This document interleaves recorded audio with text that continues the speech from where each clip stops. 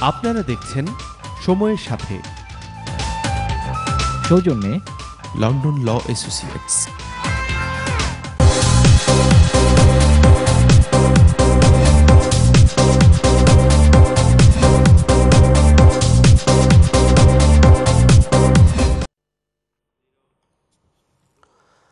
ধন্যবাদ প্রিয় দর্শক, আমাদের সাথে থাকার জন্য। আমরা কথা বলছিলাম আমাদের বিজয় দিবসকে নিয়ে, আমরা কথা বলছিলাম আমাদের বর্তমান বাংলাদেশকে নিয়ে, আমরা কথা বলছিলাম কি উদ্দেশ্যে আমাদের স্বাধীনতা যুদ্ধ 1971 সালে হয়েছিল এবং সেই উদ্দেশ্য আজও কি সফল কাম হলো কিনা এবং কি কি প্রয়োজন এখন পর্যন্ত। আমি কথা বলছিলাম সলিসিটর আশরাফুল ইসলাম আপনার সাথে যে বিষয়ে, যে আসলে 1971 সাল আমাদের ইমোশনাল একটা সাল। কারণ আমরা খুব ওয়ার্ল্ড রিসার্চে আমরা দেখতে পাই এমন কোন জাতি আছে যে জাতি ভাষার জন্য রক্ত দিল, এমন কোন জাতি আছে যে জাতি তাদের ভূমির জন্য রক্ত দিল, সেটা হচ্ছে বাঙালি জাতি। তার আগে আমি আপনাদের চারজনের কাছে আমার রিকোয়েস্টটা সেটা হচ্ছে যে আই বিলিভ আমরা বিএনপিকে সম্মান করি, আমরা জিয়াউর রহমানকে সম্মান করি, আমরা বঙ্গবন্ধু শেখ মুজিবুর রহমানকে সম্মান করি এবং আমরা অন্যান্য যারা বাংলাদেশের জন্য রাজনীতি করে বাংলাদেশের কাজে অংশগ্রহণ করেছিল আই বিলিভ আমরা সবাইকে রেসপেক্ট করি। তো আমি আগে জামান ভাইয়ের কাছে একটা কথা বলি যে অবশ্যই আপনি আমাদের মেজর যে প্রেসিডেন্ট জিয়াউর রহমানকে আপনি সম্মান করেন, তেমনি আপনি বঙ্গবন্ধু শেখ মুজিবুর রহমানকেও সম্মান করেন। কিন্তু এর আগে যেটা আমাদের সম্মানিত কলার একটা কল নিয়ে সবচেয়ে বেশি কল করছেন, সেটা হচ্ছে যে বঙ্গবন্ধুকে নিয়ে আপনি একটা কমেন্টস করছেন। আমি এখানে একটু ক্লারিফিকেশন দেই। প্রথমে আমি দুঃখিত যদি কোনো দর্শক এটাতে মর্মাহত হয়, ওয়ার্ডটা আমার রং ওয়ার্ডিং এর জন্য আমি মর্মাহত। বাট ওনার ভূমিকাটা স্বাধীনতার যুদ্ধে প্রশ্ন এটা নিয়ে আমরা কথা বলবো, ইট ইজ মানে কোশ্চেনেবল। বাট বাংলাদেশের জন্য অবশ্যই প্রত্যেকটা মানুষের হয়তো এই শব্দটা আমি ডিলিট করব, বাট ওনার ভূমিকা আমরা এই বিষয়ে কথা বলবো। আমি যাচ্ছিলাম ব্যারিস্টার সলিসিটর আশরাফুল ইসলাম সাহেব। আমার প্রশ্নটা হচ্ছে আপনার কাছে, যে প্রশ্নটা সেটা হচ্ছে যে কেন স্বাধীনতা যুদ্ধ হয়েছিল, সেই কেনর উত্তর কি আমরা আজও খুঁজে পেয়েছি? আপনাকে সেই উত্তরগুলো আমি দিচ্ছি। ধন্যবাদ আপনাকে কোশ্চেন করার জন্য।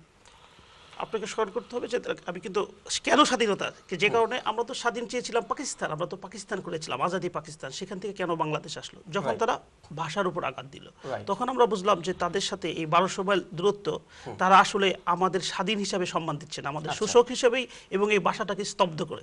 সেখানেই কিন্তু আপনার স্বাধীনতার বীজটা বপন হলো এবং সেটাই গ্রোয়িং করলো। 54 ইলেকশন, 66 আন্দোলন, ছাত্র আন্দোলন এবং 69 গণ অভ্যুত্থান আপনি দেখবেন। অর্থাৎ আমাদের অধিকার এবং আমাদের ভাষা, আমাদের কালচার, আমাদের সমস্ত, প্রত্যেকটা পদে পদে আমরা নিষ্পেষিত, নিগৃহীত ছিলাম। এবং 70 ইলেকশন, যেখানে নিরঙ্কুশভাবে আমরা জয় লাভ করলাম, কিন্তু আমাদের কাছে ক্ষমতা হস্তান্তর করা হলো না। যে কারণে আপনার 1971 7ই মার্চে বঙ্গবন্ধু 7ই মার্চের বক্তৃতা দিতে বাধ্য হলো। এখানে আপনাকে যেহেতু একটা কথা উঠেছে, উনি এই 25শে মার্চ ঘরে কি করলেন, আপনি আমি সবাই জানি বঙ্গবন্ধু কত বছর আমাদের জন্য জেল খেটেছেন, 12 বছর 6 মাসের ঊর্ধ্বে। আজকে আমাদের যাদের সন্তান আছে তারা আমরা জানি যে সন্তানের কি মায়া, সবকিছুকে তুচ্ছ করে তিনি জেলে শুধু বাঙালির জন্য।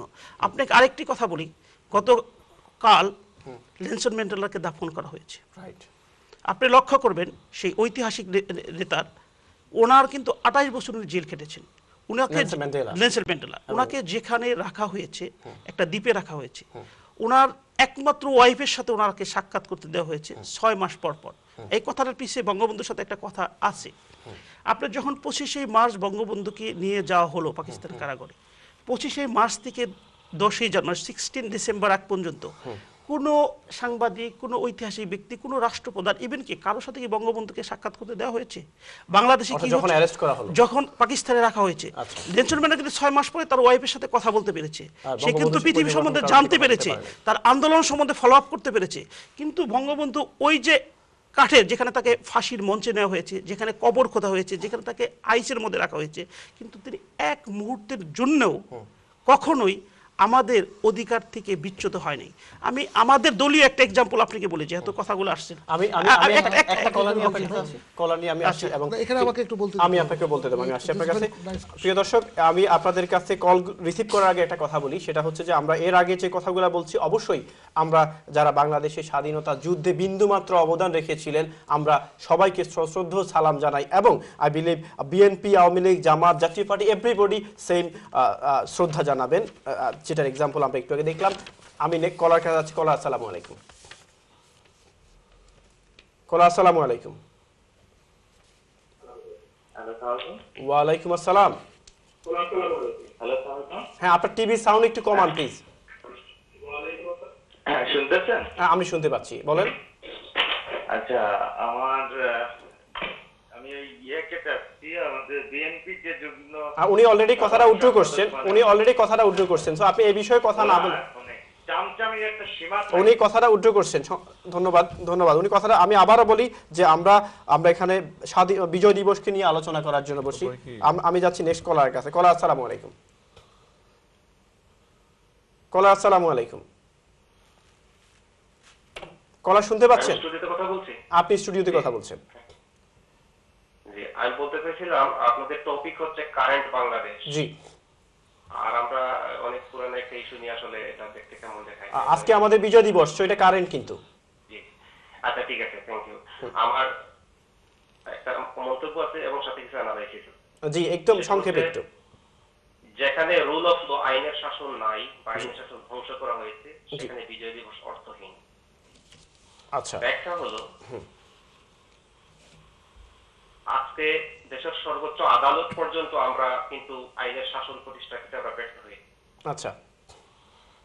কারণ নকল মোমেনা বেগমকে দিয়ে সাক্ষী দেওয়ানো হয়, আব্দুল কাদের মোল্লাকে বানানো হয় বিহারি কসাই কাদের, জি, এবং কন্ট্রাডিক্টরি এভিডেন্স মানে সন্দেহ, ডাউটেড এভিডেন্সের উপর বেস করে মানুষের ডেথ পেনাল্টি দেওয়া হয়। আচ্ছা।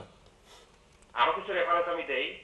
লক্ষ্মীপুরের ঘটনা, একদম সংক্ষেপে। সেখানে লক্ষ্মীপুরের ঘটনা, সেখানে বিএনপি লিডার মারা গেছেন, সেখানে আরো কিছু বিরোধী দলের নেতৃবৃন্দ মারা গেছে। সম্মানিত কলার, আপনি যদি প্রশ্নটা একটু ক্লিয়ার করেন, কারণ অনেকগুলা কলার লাইন, এবং আমাদের আমি 1 মিনিটের মধ্যে প্রশ্নটা করব, প্লিজ 30 সেকেন্ডের মধ্যে। তো সেটা হচ্ছে, তাকে গুলি করে 3 তলা থেকে নিচে ফেলে মারা হয়েছে। জি।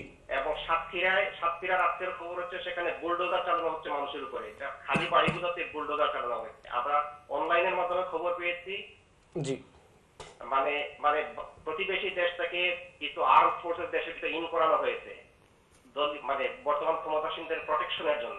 আচ্ছা। সেখানে আমার স্পেসিফিক প্রশ্ন, বিজয় দিবস তো আজকে অর্থহীন, তাই নয় কি? আমরা কি আসলেই স্বাধীন, না অধিকৃত, মানে ভারত অধিকৃত কাশ্মীরে বসবাস করতে? ধন্যবাদ। আপনার এই প্রশ্নের উত্তর আমি আমার সম্মানিত গেস্টের কাছে যাব, ওনারাই বলবেন বিজয় দিবস আজকের দিনে কতটুকু অর্থবহ। আমি আশরাফ ভাইকে 30 সেকেন্ড, আশরাফ ভাইয়ের কথাটা আমি আপনার কাছে যে সেই লেনসন ম্যান্ডেলার কথা, শুধু 30 সেকেন্ড একটু আমাকে সময় লাগবে। আপনি দেখেছেন গত তত্ত্বাবধায়ক সরকার আমলে আমাদের জলিল সাহেব যে মারা গেছেন, উনি কিন্তু এই অত্যাচারে, আর্মিদের অত্যাচারে তার কথাবার্তা কিন্তু উলটপালট হয়ে গেছিল। কিন্তু বঙ্গবন্ধু আমাদের লিডার, যে মৃত্যুর ফাঁসির মঞ্চে যে কখনোই আমাদের অধিকার করে। আজকে স্বাধীনতা, যুদ্ধ, বিজয় বঙ্গবন্ধুকে ছাড়া কোনোটাই হতে পারে না। ধন্যবাদ। সেই তাকে নিয়ে যদি বিজয় দিবসে যেভাবেই কথা বলুক না কেন, এবং বলে যে বঙ্গবন্ধু নাকি এবারে পাকিস্তান জিন্দাবাদ বলেছে, আজ পর্যন্ত কি কেউ এই শব্দটা শুনেছেন? আমি আপনার কোশ্চেনের উত্তরটা, কিন্তু যেহেতু এনটিভি বাংলাদেশের জনপ্রিয় একটা টিভি চ্যানেল, সেখানে অনেকের পক্ষে বিপক্ষে কথা বলতে পারে, কিন্তু যেখানে স্বাধীনতা, মুক্তিযুদ্ধ, বঙ্গবন্ধু, বাংলাদেশ, এই সব কথাগুলো তো আমাকে একটু বলার সুযোগ দিবেন এটাতে। উনি সবসময়, আমি ভাইয়ের প্রতি একটা অনুরোধ, যে উনি আজকে বাসায় যে, বা সকল আওয়ামী লীগের প্রতি আমার একটা অনুরোধ, একটা গুড অ্যানালাইসিসের জন্য। পৃথিবীতে বিভিন্ন দেশের জাতির পিতা আছে। আপনি যদি আজকে নেলসন ম্যান্ডেলার কথা বলেন, বিভিন্ন দেশে যারা নেতৃত্ব দিয়েছে, ভারতের কথা, জওহরলাল নেহরুর কথা বলেন, যে কেউ মহাত্মা গান্ধী বা জওহরলাল নেহরু, নেলসন, পৃথিবীর বিভিন্ন লিডারদের কথা বলেন। যখন জাতির প্রশ্ন পিতা আসে, কেউ ওই বিভিন্ন পার্টির ডিভিশন থাকতে পারে একটা দেশে, ভারতেই বলি, এখানে বিজেপি আছে, শেষ করে বিভিন্ন পার্টি, কেউ কিন্তু তার জাতির পিতা নিয়ে কোশ্চেন তোলে না। কিন্তু বাংলাদেশে একমাত্র দেশ এই শেখ মুজিব নিয়ে কেন কোশ্চেন, এক দল বলে না এটা গুড অ্যানালাইসিস দরকার, অবশ্যই এটা গুড অ্যানালাইসিস, তার কিছু কেউ একদল অ্যাকসেপ্ট করে একদল করে। আমি রিকোয়েস্ট করব এবং সমস্ত আজকে আমি আপনাকে একটু বলি, আমি শেষ করি। আজকে আমি সকলের প্রতি অনুরোধ যে কেন এটা নিয়ে ডিসপিউট, আমি আপনাকে বলি আমরা এই বিষয়ে আজকে বিজয় দিবসের দিনে আমরা এই সাবজেক্টটাই আমরা আলোচনা, এবং উনি নেলসন ম্যান্ডেলার সঙ্গে একটু শেষ করি, নেলসন ম্যান্ডেলার সঙ্গে তুলনা করেছে। আমি আপনাকে একটা কথা বলি, আজকে বিজয় দিবসে আমরা শুধু আলাপ করি এই জিনিসটাই, আপনার কি মনে হয় না যে আমার মনে হয় যেটা আমার মনে প্রত্যেকটা বাঙালির অবদান ছিল স্বাধীনতা যুদ্ধে, এভরিওয়ান বাংলাদেশীর, এখানে একটু কোশ্চেন আছে, বাংলাদেশী, বাংলা নট বেঙ্গলি, বাংলাদেশী, আমরা এই বিষয়ে আজকে আলাপ না করে আমি একটু বলি, আমি আপনাকে শেষ করি প্লিজ, আপনি একটু, আমি আপনার কাছে আবার আসবো, বাট আমার মনে হয় যে জিনিসটা যেই বাংলাদেশি বা বাঙালি আমাদের স্বাধীনতা যুদ্ধের জন্য বিন্দুমাত্র অবদান রাখছে, আমরা তাদের প্রতি, সে যে দলেই হোক, সুন্দর কথা আপনি বলছেন, যে দলেই হোক, তাহলে আপনি দেখেন আপনার লিবারেশন, শেখ মুজিব যখন ক্ষমতায় আসলেন, আসার পর কি করেছে, কাদেরকে হত্যা করেছে প্রথম মুক্তিযোদ্ধা, আমি এই বিষয়ে আমি আসবো আপনার কাছে পরে, আমি যাচ্ছিলাম বাংলাদেশে কি দেখেছেন, বটমলেস বাস্কেট কখন হয়েছে, আপনার কি মনে হয় আমাদের কখন শুরু হয়েছে বাংলাদেশে, যে 1971 এর পরে আজকে আমরা 2013 এ আমাদের যে উদ্দেশ্যে স্বাধীনতা আমরা করেছিলাম সেটি কি সফলকাম হলো? ধন্যবাদ। মহান স্বাধীনতা আজকে বিজয় দিবসে সবাইকে শুভেচ্ছা জানাচ্ছি, এনটিভির সবাইকে আপনাকেও শুভেচ্ছা। আমি আসলে মানে আমাদের দুজন সিনিয়রের বক্তব্য শুনে আমি বিস্মিত। আসলে আমরা যে জেনারেশনে, যে পরবর্তী জেনারেশন আমরা কি পাবো, কি পেতে যাচ্ছি, স্বাধীনতার মূল পরিচয়টা আমরা এখানেই পেয়ে গেলাম। যে কোনো একটা বিষয় নিয়ে আমাদের মধ্যে বিতর্ক তৈরি হতেই পারে। আমি আপনাকে যে মেনে নেব ফারুক সাহেব, আপনি এখানে উপস্থাপনা করছেন, আপনার কথাবার্তা সবগুলো আমার পছন্দ হবে, এটা মানে অস্বাভাবিক। পৃথিবীর এমন কোনো একজন মানুষ নেই বিতর্কের ঊর্ধ্বে। আমাদের রাসূল সাল্লাল্লাহু আলাইহি সাল্লামকে নিয়েও মানে কাফিররা বিতর্ক সৃষ্টি করেছে। আব্দুল্লাহ বিন উবাই মুনাফিক যারা করেছিল তারাও এটা নিয়ে বিতর্ক সৃষ্টি করেছে। কিন্তু এই একটা বিতর্কের জন্য আমরা রীতিমতো মানে ফিল্ড ফাইটিং এর অবস্থা তৈরি করে ফেলবে, এটা শুভক্ষণ নয়, আমাদের জন্য এটা ভালো না। আমরা এখানে বসে আছি, আমরা দর্শকরা বুঝতে পারছি, হ্যাঁ আমার আবেগ অনুভূতি অস্বাভাবিক কিছু নেই, এটা স্বাভাবিক, ন্যাচারাল। তাই বলে মানে একদম যেভাবে সরকার দল বিরোধী দলগুলা মাঠের যুদ্ধে, স্বাধীনতা তো এটাই, আমি বলতে পারবো আমাদের স্বাধীনতা আসলে অর্থবহ একটি স্বাধীনতা, আমাদের এই স্বাধীনতার প্রয়োজন ছিল। তখনকার সময় বঙ্গবন্ধুর মতো নেতারও প্রয়োজন ছিল, কিন্তু প্রয়োজনও মাঝে মধ্যে। আমি আপনাকে কি একটু 30 সেকেন্ড থামাবো? অনেক কলার লাইনে না, আমার আমি কলার নিয়ে আবার আপনার কাছে আসি। কলার, আসসালামু আলাইকুম। হ্যালো, জি আসসালামু আলাইকুম। জি ওয়ালাইকুম আসসালাম।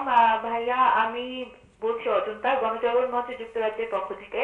আচ্ছা অজন্তা আপু, হ্যাঁ আমাকে একটা মিনিট সময় দিবেন, 1 মিনিট না হাফ মিনিট আমি সময় দেব। তার আগে আমি একটু রিকোয়েস্ট করি আপু, আমরা এর আগে অর্থাৎ আমাদের ব্রেকের আগে যে কনভারসেশন ছিল, আমাদের সম্মানিত দুই গেস্ট ছিলেন, ওনারা অলরেডি যে কথাগুলা, যেটা আমরা সবাইকে সম্মান করি, ওনারা সেটা উল্টো করছেন। সো আপনি ওই কথাগুলো না বলে আমাদের বিজয় দিবস নিয়ে যদি কথা বলেন বা এরপরে আলোচনা। অবশ্যই সবাইকে বিজয় দিবসের শুভেচ্ছা। এখানে বিএনপির যে নেতৃবৃন্দ আছেন, আওয়ামী লীগের যারা আছেন, সবাইকে শুভেচ্ছা। তবে আপনার প্রতি আমার ক্ষোভ হচ্ছে, আপনি একজন উপস্থাপক হিসেবে বাংলাদেশের ইতিহাস সম্পর্কে আপনার ভালো জানা উচিত ছিল। আপনি এখানে বঙ্গবন্ধুকে নিয়ে বিতর্ক করার প্রশ্রয় দিচ্ছেন, এবং সেই সাথে স্বাধীনতার পক্ষে যারা আছেন এখানে উপস্থিত, তাদের প্রতি আমার অনুরোধ থাকবে যে এই মঞ্চে বঙ্গবন্ধুকে নিয়ে বিতর্কের সৃষ্টি হতে পারে, আমার মনে হয় না সেই মঞ্চে আমাদের আর কোনো কিছু বলার আছে। এবং একটু আগে একটা কথা বলেছেন যে বঙ্গবন্ধু কেন বিতর্কিত, বাংলাদেশের অল্পবিদ্যা ভয়ঙ্করীদের জন্যই আমাদের বঙ্গবন্ধু বিতর্কিত। বঙ্গবন্ধুকে জাতির পিতা হিসেবে মেনে নিন, তারপর আপনাদের রাজনৈতিক যত দাবি দাওয়া আছে, যা কিছু আছে সবকিছু নিয়ে ফিল্ডে আসুন, তাহলে প্রকৃত স্বাধীনতা অর্জন হবে। কারণ মেজর জিয়াও বলেছেন উনি বঙ্গবন্ধু শেখ মুজিবুর রহমানের পক্ষ থেকে স্বাধীনতার ঘোষণা দিচ্ছেন, যেখানে আপনাদের নেতাই মেনে নিয়েছেন যে বঙ্গবন্ধুকে মুক্তিযুদ্ধের নেতা হিসেবে, সেখানে আপনাদের মেনে নিতে বাধা কোথায়? আপনাদের সবার প্রতি অনুরোধ থাকবে যে আপনারা বঙ্গবন্ধুকে নিয়ে বিতর্ক করবেন না, ইতিহাস নিয়ে বিতর্ক করবেন না। ধন্যবাদ। পরিস্থিতি নিয়ে কথা বলতে চাচ্ছেন, বর্তমান পরিস্থিতি নিয়ে কথা বলুন। ধন্যবাদ সম্মানিত কলার, আপনার এই আবেগপ্রবণ কথাগুলোর জন্য। অবশ্যই আমরা যেটা আগেও বলছি, এখনো বলি যে আমরা সবাইকে সম্মান করবো স্ব অবস্থান থেকে, যার যার অবস্থান ছিল সেই অবস্থানের জন্য। আমি যাচ্ছিলাম এনাম সাহেব আপনার কাছে একদম সংক্ষেপে। আমরা অর্থবহ স্বাধীনতার জন্য যেটা বলছিলেন যে আমরা আসলে স্বাধীন বাংলাদেশে আছি, আমি স্বাধীন বাংলাদেশের একজন নাগরিক হিসাবে আমি এই প্রবাসে আছি, 7 সমুদ্র 13 নদীর উপর আমি প্রাউড ফিল করি। কিন্তু আমরা আমাদের দেশে যে দেশটাকে স্বাধীন দেখলাম, সেই দেশে এমন একটা অবস্থা দাঁড়িয়েছে যে ধরা যাবে না, ছোঁয়া যাবে না, বলা যাবে না কথা। এখন এই কবিতাগুলো মানে মানুষ লেখে, রক্ত দিয়ে পেলাম শালার কিসের স্বাধীনতা। এই কবিতাগুলো কেন হচ্ছে? দেখুন, সরকার দল বিরোধী দল পৃথিবীর প্রত্যেকটা দেশে আছে। আপনার বাড়িতে আপনার ভাইয়ের সাথে আপনার সমস্যা থাকতেই পারে, এটা ন্যাচারাল। কিন্তু তাই বলে আপনি বের হওয়া মাত্রই আপনার ভাই আপনাকে মেরে ফেলবে, বিরোধী দল রাস্তায় বের হওয়া মাত্রই মানে গুলি চালাবে, এটা কি মানে কিসের স্বাধীনতা আমরা পেলাম? স্বাধীনতা মানে যদি এটা হয় যে সরকারি দল রাস্তায় শুধু থাকতে পারবে, তারা সব কিছু করতে পারবে, তারা ইলেকশন করতে পারবে, তাদের যা ইচ্ছা তা করতে পারবে। একজন যদি বলে যে আমি ইলেকশনে যাব না, সরি ডোন্ট মাইন্ড, আমি আসলে পলিটিক্যাল দিকে যেতে চাচ্ছিলাম না, কিন্তু এই যে স্বাধীনতার কথা বলছেন সেজন্য আমাকে যেতে হচ্ছে। আপনি কথা বলতে পারবেন না, সরকারি দল ইলেকশনে যাচ্ছে, তারা একটা জোটবদ্ধভাবে ইলেকশনে যাচ্ছে, তারা তো বিরোধী দলকে ইনভাইট করছে অলরেডি, ইনভাইট করেছে অনেকবার, হ্যাঁ, দাওয়াত দিয়ে নিয়ে যে আপনাকে আমি দাওয়াত করলাম, দাওয়াত দেওয়ার আগে মানে বললাম শালা বেটা তোমাকে দাওয়াতে আসতে হবে, মানে শালা তোমাকে দাওয়াতে আসতেই হবে। কিন্তু আপনার এই শালা বলাটা শালা সুলভ ছিল না। ধন্যবাদ। আমি আপনাকে আবার সুন্দর ছিল না। আপনি যদি আমাকে সুন্দরভাবে দাওয়াত দেন, আপনি বলছেন কি সরকারি দল বলছে যে আমরা নির্বাচনে বিরোধী দলকে আসতে হবে, আমি 30 সেকেন্ড শেষ করব। আবার কি বলছে যে বিরোধী দলের নেতা যারা রাজপথে আন্দোলন করছে, যারা তাদের বক্তব্য উপস্থাপন করছে, যারা আলোচনায় আসবে, তারা সবাই জেলে যাচ্ছে। তাহলে কিসের স্বাধীনতা পেলাম আমরা? কি স্বাধীনতা নেই? আমি যাচ্ছিলাম নিজম মজুমদার, অ্যাক্টিভিস্ট, গণজাগরণ মঞ্চ ইউকে। আপনি এই প্রজন্মের একজন, যেটা উনি বলছেন আমরা স্বাধীনতার সঠিক ফল এখনো বা রেজাল্ট এখনো পাইনি, আপনার কি মনে হয়? আমার আসলে আরেকটা বলার মানে আমি আসলে খুবই স্টান্ট, বিশেষ করে জামান ভাই, আমি শ্রদ্ধায় বলি জামান ভাইয়ের যে বক্তব্যটা দিয়েছেন, না আমি সেই তর্কে যাচ্ছি না, মানে পুরো ব্যাপারটাতে আমি খানিকটা মানে হতভম্ব যে আসলে, বিকজ একটা জিনিস আগে একটু এখানে বলা দরকার, যেটা হচ্ছে যে আমরা যদি বাংলাদেশের নাগরিক হয়ে থাকি তাহলে স্বাভাবিকভাবেই বাংলাদেশের সংবিধানের প্রতি আমাদের একটা শ্রদ্ধা রাখতে হবে এবং বাংলাদেশ সংবিধানের প্রতি আমাদের আনুগত্য রাখতে হবে। আমাদের সংবিধানের, আমার সামনে আমার সংবিধানটা ধরা রয়েছে, আমাদের সংবিধানের অনুচ্ছেদ 6 এবং সেটা সাব অনুচ্ছেদ 2-এ বলা রয়েছে যে বাংলাদেশের জনগণ জাতি হিসেবে বাঙালি এবং নাগরিকগণ বাংলাদেশী বলে পরিচিত হবেন। সুতরাং এই যে বাঙালি বা বাংলাদেশি, জামান ভাই যেটা বলতে চাচ্ছেন, কিংবা বঙ্গবন্ধু আপনার স্বাধীনতার ঘোষণা দেননি এবং পরবর্তীতে কেন তিনি সরকার গঠন করেননি, আমার কাছে মনে হয় যে এই ব্যাপারে আমার একটা ব্যক্তিগত যেটা মতামত হচ্ছে যে জিয়াউর রহমান আপনার নিজেই যখন প্রথমত স্বাধীনতার ঘোষণাটা দিলেন 26শে মার্চে, তিনি কিন্তু বলেছেন যে on behalf of Bangabandhu Sheikh Mujibur Rahman, তাদের কোনো সন্দেহই নেই, এটা সবাই জানে, এটা হচ্ছে একদম সোজা ইতিহাস। এবং উনি পরবর্তীকালে দৈনিক দিনকালে যেই কলামটি লিখেছিলেন মুক্তিযুদ্ধের পর্ব, সেটা হচ্ছে যে বঙ্গবন্ধুর 7ই মার্চের ভাষণটি ছিল আমাদের জন্য স্বাধীনতার গ্রিন সিগন্যাল। কেমন? তো এখানে যেহেতু আবার আপনি খেয়াল করে দেখেন যে তারেক রহমান তিনি নিজেই কিন্তু বঙ্গবন্ধুর যে মাজারে তিনি কিন্তু জিয়ারত করতে গিয়েছেন, এবং আমাদের যে বিরোধী দলীয় নেত্রী রয়েছেন খালেদা জিয়া, তিনিও কিন্তু বঙ্গবন্ধুকে, এবং আপনারা হয়তো এটা জেনে থাকবেন, হয়তো এটা নিয়ে ডিসপিউট থাকতে পারে, আমি আবার ফার্দার কোনো ডিসপিউট করছি না, যে তার কিন্তু সংসারটা অনেকটা ভেঙে যায় করছিল, যেটা বঙ্গবন্ধুর মধ্যস্থতা, আমরা যাচ্ছি না, ইয়েস, এই জন্য যেহেতু আমি কোনো রেফার করতে পারছি না, শোনা কথা, এবং এইটা কাউকে দুঃখ দেওয়ার জন্য না, আমি জাস্ট পজিটিভ সেন্সে বলছি যে আমি যে কথাটাকে আমি বেসিক্যালি সারমর্ম দিয়ে বলছি যে বঙ্গবন্ধুকে নিয়ে, যেটা অজন্তা বলল, যে বঙ্গবন্ধুকে নিয়ে মনে হয় ডিসপিউট করার সময়টা আমরা পেরিয়ে গেছি, আসলে এটা মনে হয় না। এখন উনি যেটা বলছেন, আমি এখন ইনাম ভাইকে বলতে পারি যে উনি যে কথাটা বললেন, না উনি এইটার আগে একটা কথা বলেছেন যে তর্ক তো হতেই পারে, তো উনি যে টাইটা পরেছেন নেভি ব্লু টাইটা, এটা নিয়ে তর্ক করবেন উনি সারাদিন, আমি বলবো এটা রেড, এটা হবে? বঙ্গবন্ধুকে যদি বলি যে বঙ্গবন্ধু জাতির পিতা না, এটা কোনো তর্ক নাকি? এটা তো একটা স্বতঃসিদ্ধ ব্যাপার। বঙ্গবন্ধু জাতির পিতা, এটা আমাদের বাংলায়, এটা আমি যদি আমার অস্তিত্বটাকে বিশ্বাস করি, আমি বঙ্গবন্ধুকে বিশ্বাস করতে পারি। ইয়েস, বঙ্গবন্ধুর ভুল করেছেন, তার রাষ্ট্র চালনাতে কি ভুল করেছেন বা কি সঠিক করেছেন সেটা নিয়ে আমার মনে হয় আলোচনা হতে পারে, যেটা সঠিক ছিল কিনা হয়তো বা উনারা আমাদের থেকে সিনিয়র ভালো বলতে পারবেন। কিন্তু বঙ্গবন্ধু জাতির পিতা কিনা কিংবা উনি এই দেশের স্বাধীনতার প্রধান কিনা এটা নিয়ে ডিসপিউটটা আমার কাছে মনে হয় যে অযথাই সময় নষ্ট। আচ্ছা, যেটা আমি এনাম ভাইয়ের যেটা বলছি যে স্বাধীনতা পেয়েছেন কিনা, যে এখন ঘর থেকে বের হলে আপনার মেরে ফেলা হচ্ছে, আমি তাহলে বলতে হবে যে ঘর থেকে মেরে ফেলা হচ্ছে, উনি কোন খবর পড়েন আমি জানি না। উনি যদি দৈনিক নয়াদিগন্ত পড়ে থাকেন বা আমার দেশ পড়ে থাকেন, তাহলেও অবশ্যই উনি ঠিকই বলেছেন যে দেশে গৃহযুদ্ধ চলছে, তারাই বলে একমাত্র, আমি দেখি না আর কি।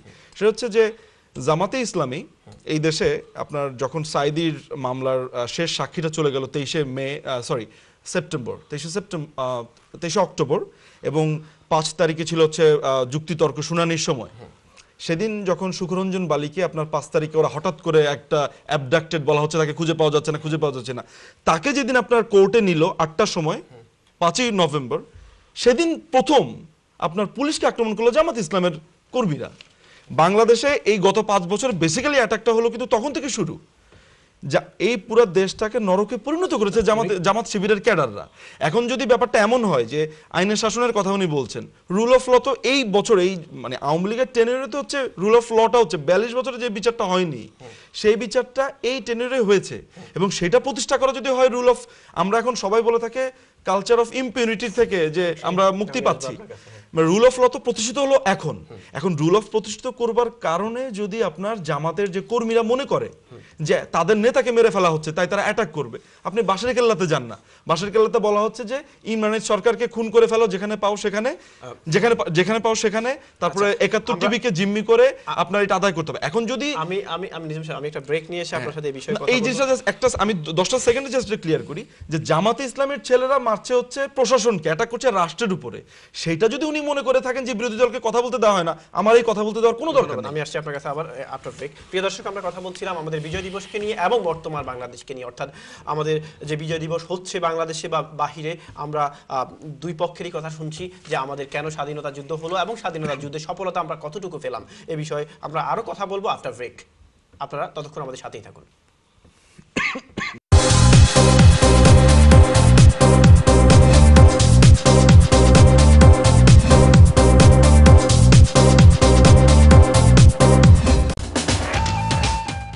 আপনারা দেখছেন সময়ের সাথে, সৌজন্যে লন্ডন ল অ্যাসোসিয়েটস।